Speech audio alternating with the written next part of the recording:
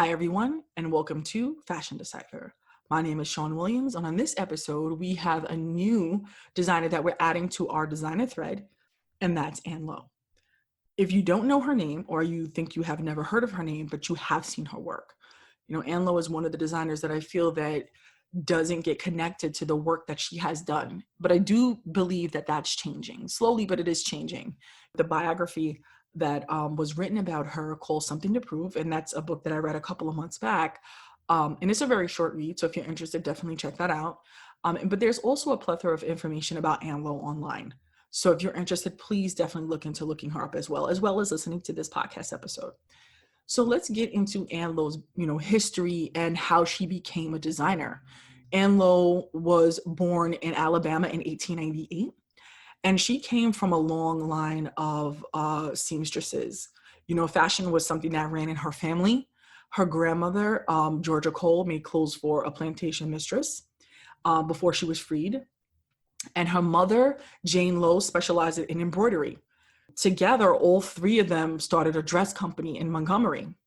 And for Ann, she kind of became obsessed as a young girl before forming that seamstress company with flowers. And she saw beauty in flowers and in nature everywhere that she looked.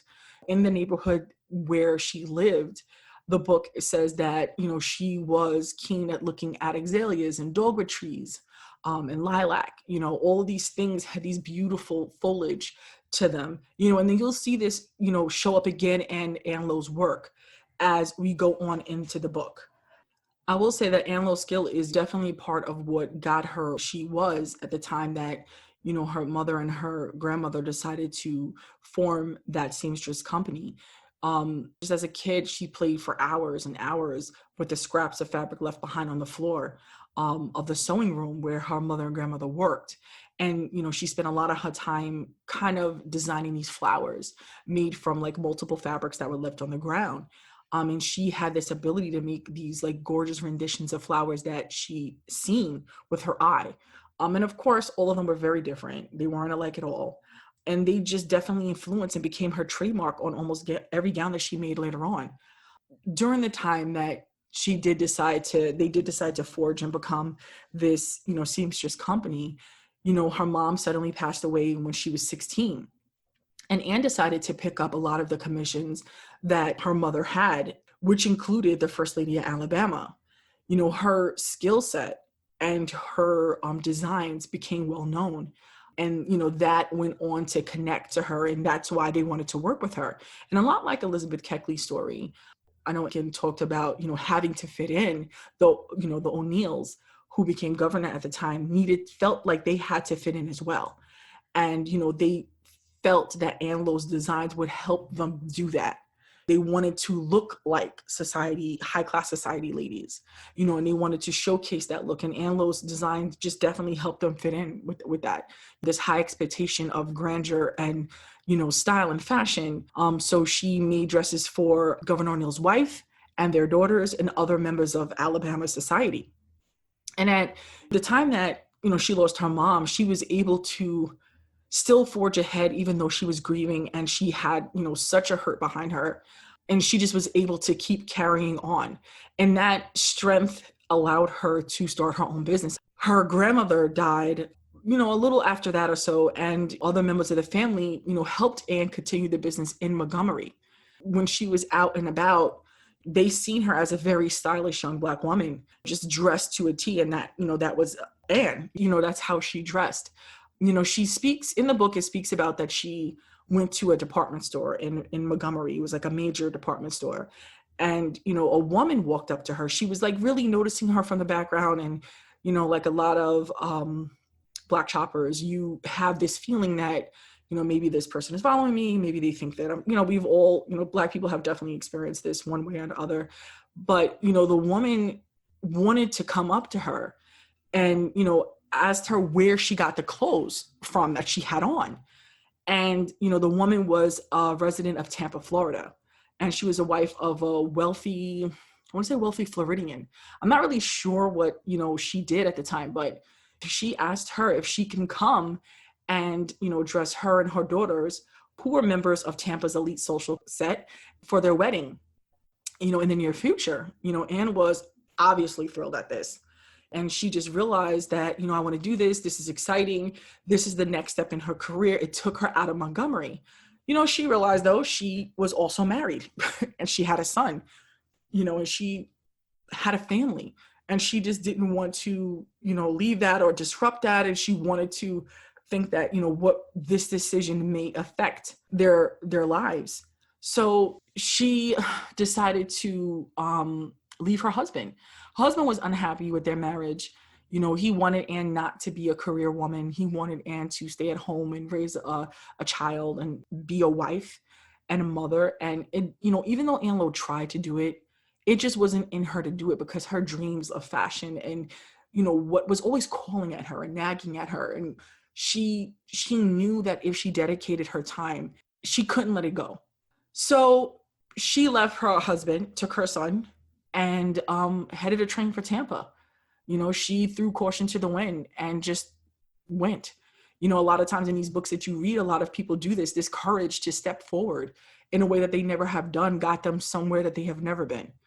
And, she got down to Tampa, Florida, and they recognized Ann Lowe's work, said that, she was so talented. She just needed a little refinement. Anne herself agreed, and definitely think that she needed to kind of refine her dressmaking skills. She decided to attend the St. Taylor School of Design in New York City, which is no longer open. And they supported that. They backed Anne and they said, go get your degree, your education, and come back. And, she left this place where she was becoming very successful and went to school, and she came to New York City, like the fashion capital of, United States. And when she got here, she thought, I made it. Like, I came to New York City and I'm coming to this, new school and I'm going to learn, and it won't be as bad as it is for me in the South. But it was just as bad. In New York, a lot of people realize that the discrimination is not so upfront in your face sometimes. A lot of times it's very covert. And she definitely experienced that here. The director of the school came to meet her, and they were shocked to find out that she was a Black woman. They only corresponded with each other with paper, with mail. So there was no photo or word of race came up. So they had no idea that Ann Lowe was Black. Most of the students who went to the school refused to work with her. They wouldn't partner with her with projects. They refused to work in the same room with her. So Ann Lowe was segregated in New York City in 1917 and had to work alone in a separate classroom than the rest of the students. And a lot of the students there, and the teachers didn't think, a Black girl from the South could succeed in the fashion world. Nonetheless, Ann Lowe kept at it and she succeeded. And she completed her 2-year program in 1 year. She got that degree or certificate, and she left and returned to Tampa. When she came back to Tampa, more educated with her skill set, Tampa had this, tradition that they had going on at the time for like 15 years, and it's called Gasparilla.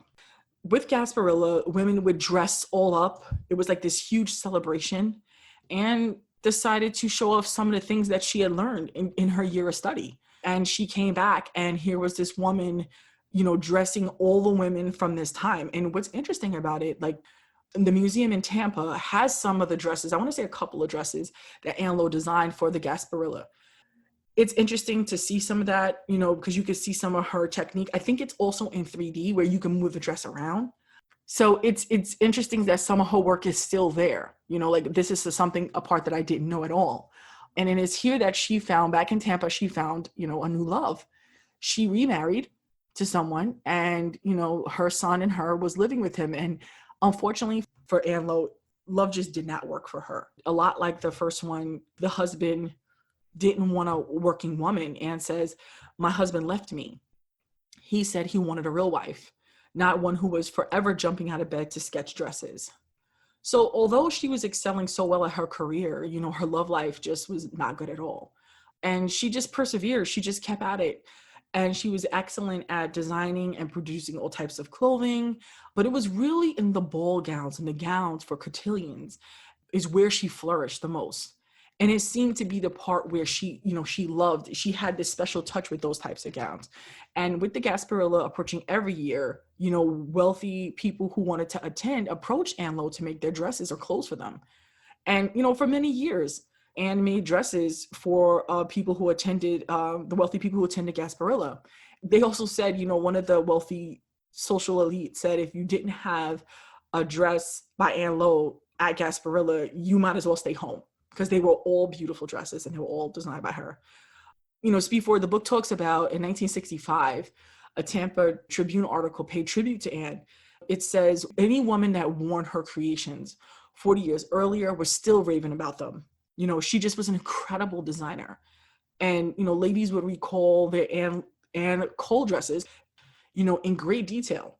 So although fame and fortune came to her in Tampa, Anne knew that there was something else waiting for her. There was this larger piece of the pie. And with the support of people in Tampa for the second time, because they supported her when she went to school, she decided to leave Tampa again, which a lot of people would say, like, why would you leave when you're at the height of your career down here? Why would you make that step forward? But the same thing that happened when she left Montgomery, Alabama. She had a great little career there. She made her way to Tampa. It was time for her to take the next step. And you'll see how courageous Anne is. And she does this consistently throughout her story. And she, again, steps forward. And she packed up all her bags, and the money that she saved went back to the fashion capital of the United States, which is New York. And Ann Lowe moved to Harlem. Harlem is always synonymous with fashion and just, Black culture. And it was just rich in that. And I feel Anne probably felt that this is where she should be. So she started her own shop. She had a small shop on a third floor loft, and she began making a name for herself. And a very competitive field, in fashion. For a Black woman, that's extremely hard. So shortly after Anne got to Harlem, this is the time that the stock market crashed and America was in a Great Depression. There was a huge amount of unemployment, and it just was like the not the perfect time to try to come to New York to start a business of any sort. But again, in the face of adversity, Anne seems to thrive. As we continue to talk about her story, you see that things like this don't stop her for, her getting to where she needs to go. And you'll see that consistently. She, still had to make money. She still had to make a name for herself. She had to support herself and her son. So she began designing dresses for other design houses. And there was plenty that she worked for. And the houses that were attached to the labels were not hers, although they were her designs. Anybody knows that you partner with another brand, they're going to keep, a larger share of profits because it's their name writing on the label. They're going to pay you whatever the structure of the agreement is, they're going to pay you accordingly. Of course, she didn't get paid what she deserved for those dresses, but, she had to continue to work. She had to build up her reputation. So she continued to make those dresses for, different companies, across, and she was building up herself and her name to the New York elite. Even though Anne wasn't personally interested in designing for movie stars, some of the design houses that she worked for certainly were interested. One of Ann Lowe's designs was selected and worn by Olivia de Havilland as she accepted her Best Actress Oscar for To Each Their Own. It was a beautiful gown and it had all these wonderful, intricate flowers on them. The only issue is Anne's name was not on the label. She was working for Sonia Gowns at the time, so Sonia Rosenberg's name appeared on the label. Anne was to report on Fashion Week, even though she really wasn't a part of it. Fashion Week, of course, is in New York and Milan and London. And one of the clients that she worked for, she went on a trip to Paris, and in Paris, Anne met Christian Dior. They were finally introduced. Miss Marjorie Merriweather Post, a client of Anne's, found the opportunity to introduce to two designers. By the time Dior's fashions were marketed under the label The House of Dior, Miss Merriweather Post introduced the two to Dior by saying, Dior, she's the head of the American House of Lowe, just to give her an equalizer to who she was at the same level of Christian Dior. And, Anne's working arrangement with these other designer stores, taking her all through the Depression years and World War II, she was, getting to the point that she was able to open her own studio in New York City. And she opened it on Madison Avenue. She opened a dress salon. And Anne changed her label from Ann Cole to Annie Cohen labels of Tampa to Ann Lowe. And that was a name that would soon become synonymous with Ann Lowe and all the wealthy elite in New York, Philadelphia, Boston, Washington, and all over the Northeast. These clients knew of her elegant gowns and luxurious fabrics, and they were adorned with handmade flowers. It was just like her signature on all of her pieces, as well as the beading and the fringe and any other ornamental detail. At this time, Anne definitely described herself as a design snob. And she kind of broke down what that meant. And she said, like, I love my clothes. And I'm particular about who wears them. I am not interested in sewing for cafe society or social climbers. And she didn't, cater to the Marys and the Sues of the world. And she sews for the families of the social register. And being who she was at the time and already designed a dress that was worn by an Oscar-winning actress, she had the right to feel the way she did, and she was a part of that upper echelon of designers. The type of people that she was designing for was the Rockefellers, the Roosevelts, the DuPonts, Lodge, Post, the Whitneys, the Dillons, the Rothschilds, Auchincloss, and the Bouviers. So, it wasn't unusual that because Ann Lowe was known for her, debutante gowns, that people would come from all over, from the Midwest to from the Southeast, all over to New York to have her or have to be fitted for one of her gowns.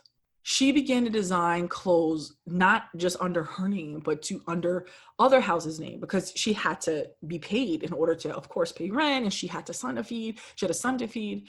And fortunately with this, when you design for someone else, and this probably happens still to this day, depending on how your contract is written, most of the partner company, keeps the larger percentage of the money and all the profits that you make.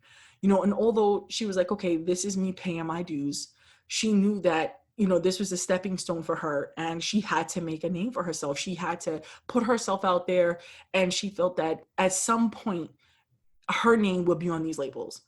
So she continued to work as hard as she could. They did eventually carry some of, pieces in Anne's name.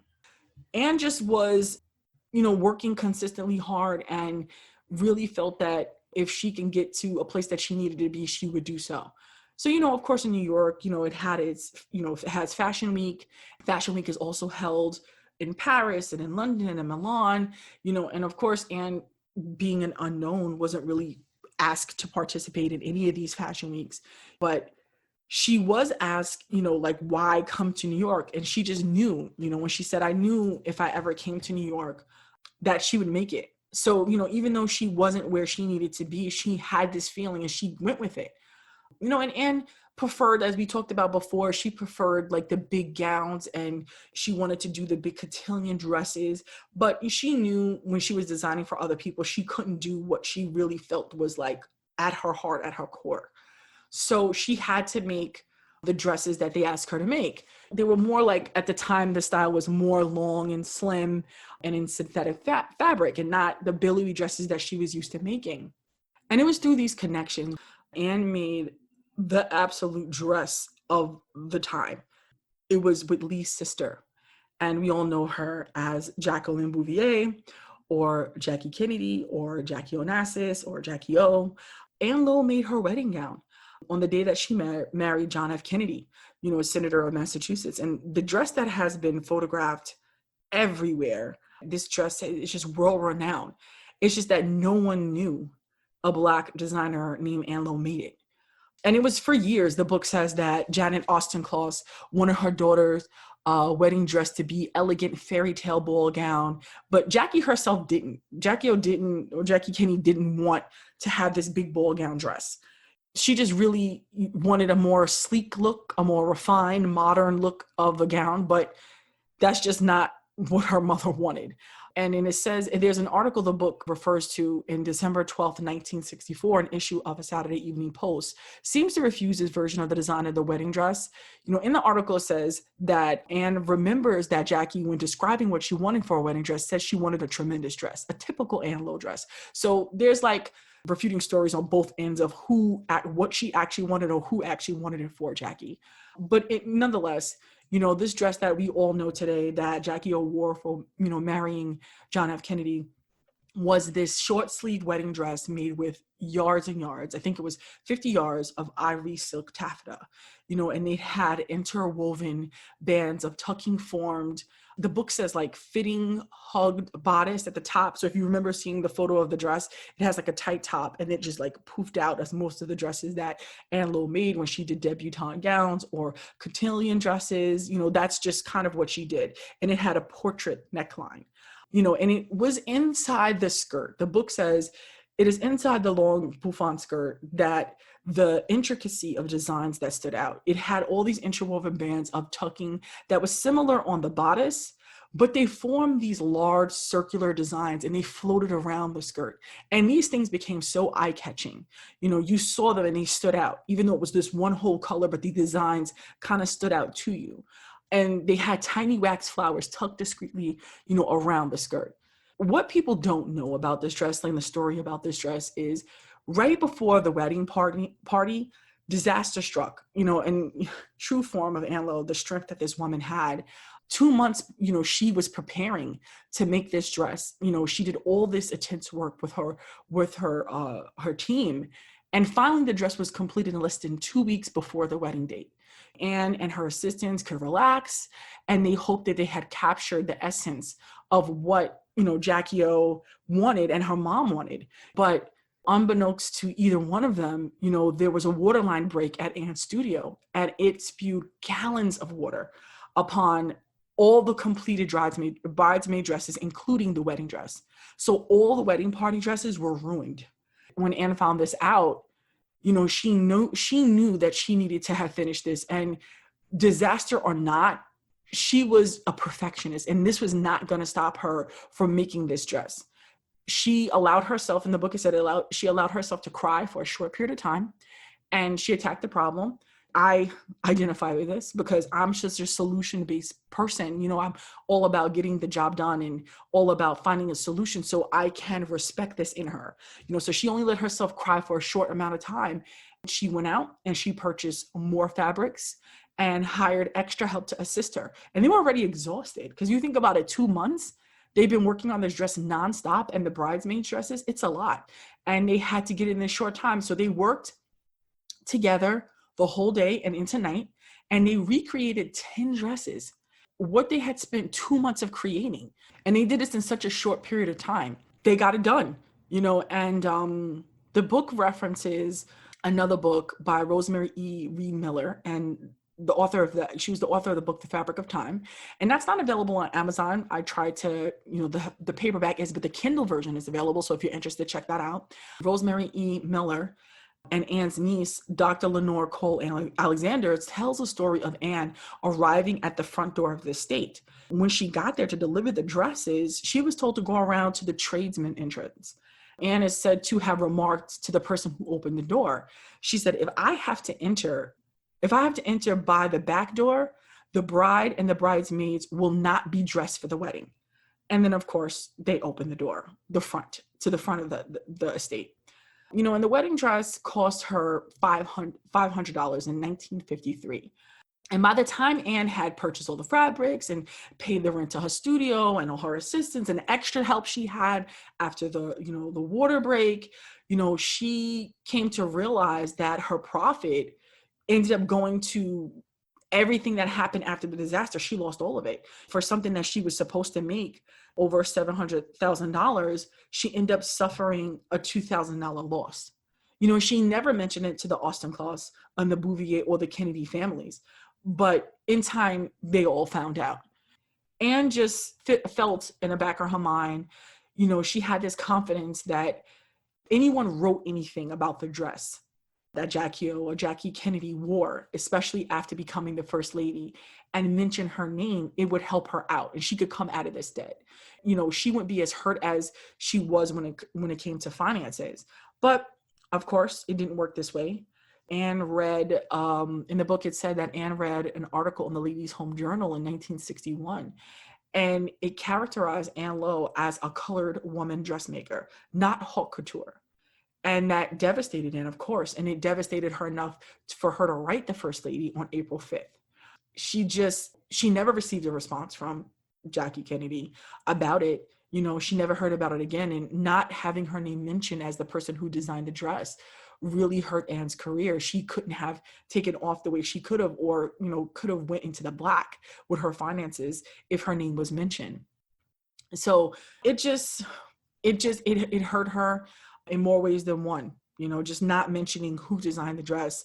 And instead of referring her to a colored woman dressmaker really, really hurt Anne. It really fueled Anne to keep going. And she made a dress for, and you heard me speak about this earlier, Marjorie Merriweather Post.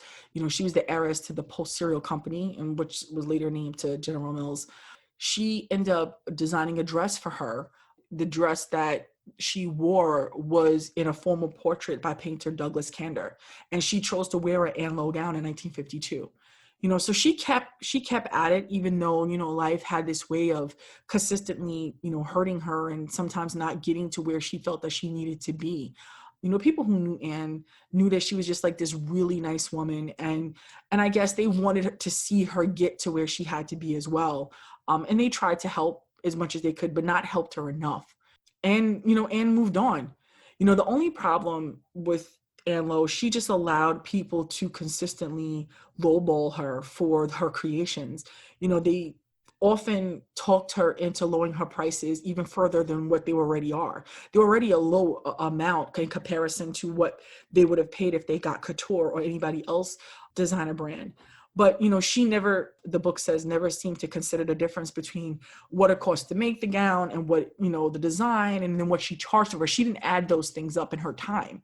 She didn't add those things up. And she just was so obsessed with the joy of making the gown and the joy it gave her that she just really didn't look at her profit margin. And this was part of her financial problems that consistently came up, and stepdaughter says that she didn't sew for money. It was just like the pleasure of designing. That's where it came from. And she just seldom charged what the designs were worth. And again, this also connects to Elizabeth Keckley, because in the book, if you go back to the other design thread that I did a couple of weeks ago, it talks about how they always undercharged her and convinced her that they didn't have the money to pay, which was totally untrue. And this is a consistent thing that happens with Black creatives, so it's things that you would think that is over with, but no, it's still happening today. It's just, Anne is being underpaid, she's undercharging, and I guess she always had this idea that things would change for her. And sometimes they did. She didn't always get to cover her costs. As she began to move on, she had a personal disaster, and it struck in February 1958. Arthur, her son, was killed in an automobile accident, which was her only child. A lot, again, that mirrors Elizabeth Keckley, who lost her son in the war. That was her only child, and she just never went to another party without him, or because he was her escort, he was her, by her side. And it was definitely another hurtful loss for her, between her mom and her grandmother and then her son. And she just was disinterested in being competitive with pricing. It just was really downhill for her at that point. So much so that in 1961, problems continued to build and the IRS came calling. They wanted Anne to pay her back taxes of $12,000, and her records were in complete disarray because she just didn't pay attention to finances. And the IRS seized and closed her salon. And it was sad. She was just living this dream. During this time, she was losing her eyesight. In 1962, like a year after the IRS closed down her shop, and underwent surgery to remove an eye that was ruined by glaucoma, later developing cataracts in the remaining eye. That eye, however, was saved, but, her day of just being this force of fashion was slowly coming to an end. But, that didn't stop her. Like, Anne just kept forging ahead. And that's the strength of Anne in this book is, just amazing. During this time of her recovering from her eye surgery, she received a generous anonymous gift with money. When she left the hospital after one of her eyes were removed, she learned that her back taxes had been paid in full by an unknown friend. And at some point, someone had written that Jackie Kennedy was told of Ann's plight, and there had no personal response to Ann's letter upon her writing to her about her not being named about the designer of her wedding dress. But she felt that upon learning an anonymous benefactor, that it was none other than Jackie Kennedy who actually donated that money, which Jackie did do this often, even with her own family. She did this. If anybody's familiar with Grey Gardens, Jackie and her sister Lee, even though they were, related to Edie and Big Edie, they donated and saved money with that. A lot of times they did it anonymously. So they were still private debt, even though that was like a big plus to her. She still had over $10,000 of debt, and this is on to how, all the people that she purchased fabric from over the years. They were in small numbers, but they kept moving up. So eventually in 1963, she had to file for bankruptcy, unable to maintain her salon, and went back to working for other people. For a short time, she worked for Madeline Couture. It was through this shop that she finally had her first and only fashion show. It was described in the book as a small champagne affair with models coming for her client. And her eyesight kept steadily decreasing. She continued to work for others. The book notes that in 1961 to 1972, she designed for Saks Fifth Avenue's Adam Room. She continued to design privately for those in Neiman Marcus of Dallas, I. Magnum in San Francisco, and Henry Bedell in New York. She tried. And for participants in 1961's Ask Her Ben ball, the results were unforgettable. So it was during the 1965 appearance, Ann Lowe appeared on the Mike Douglas show. And, on the show, Lowe explained driving force behind her work was not a quest for fame or fortune, but a desire to prove that a Black woman can be a major, dress designer. And she just had a true love for designing. That's what kept her going. She kept going because of her love of design. In 1965, she again opened her own shop. It was called Ann Lowe's Originals on Madison Avenue in New York City. And later, Calvin Klein would have his own design studio on the second floor of the same place. So that was very interesting. And that connection the book makes, that Ann Lowe is now amongst people of the fashion world elite. And it's just amazing that, she just kept going for so long. And throughout so many obstacles that came her way, she kept battling them one by one. She just refused to give up. And, as she aged, she kept going. She lost her sight altogether. What she would do with people in, her staff members, she would have them draw like what she had seen in her head, the designs that she was making up. She kept going all the way up to the end. She had to finally retire from her career in 1972. And she tried for a very long time to keep her Harlem ground floor apartment for as long as possible. And she lived there for over 30 years, and finally, her family and her friends had to admit that she needed round the clock care. She spent the last 5 years of her life with, her adopted daughter in Queens, Ruth Alexander. And she stayed there until the end of her life, which, was in 1981 at the age of 83. Basically, Anne made her mark upon fashion, and from someone who started Alabama, and she, moved, from Alabama to Florida, from Florida to New York, to traveling to Paris and meeting Dior. She just left such a beautiful legacy behind. And I just think that it is time for everybody to really come in and for, what she has done. Ann Lowe was a person that Christian Dior himself admired her skills, when they met. So, this is just someone who's just talented. I think more and more as we talk about her and get her name out there and share about her. And like I said, definitely check out the book, Something to Prove. Definitely look into all the information that is referenced about Ann Lowe online. Just really get to know Ann Lowe's work. I will be posting some of her work on the Fashion Decipher Instagram page. Definitely take a look at that and just see some of the beautiful work that Ann Lowe has done in her career. And we just need to celebrate Black designers and really put them, where they belong in the upper echelons of fashion designers. So thank you for listening to this episode of Fashion Decipher, and I will speak to you next week. Bye.